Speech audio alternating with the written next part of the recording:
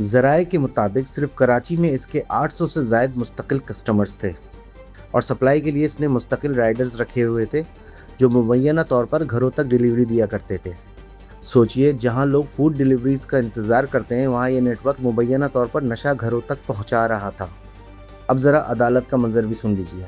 जब पिंकी को अदालत में पेश किया गया तो वो बगैर हथकड़ी, काले चश्मे, मास्क और हाथ में पानी की बोतल लिए ऐसे चल रही थी जैसे किसी पार्क में वॉक के लिए निकली हो।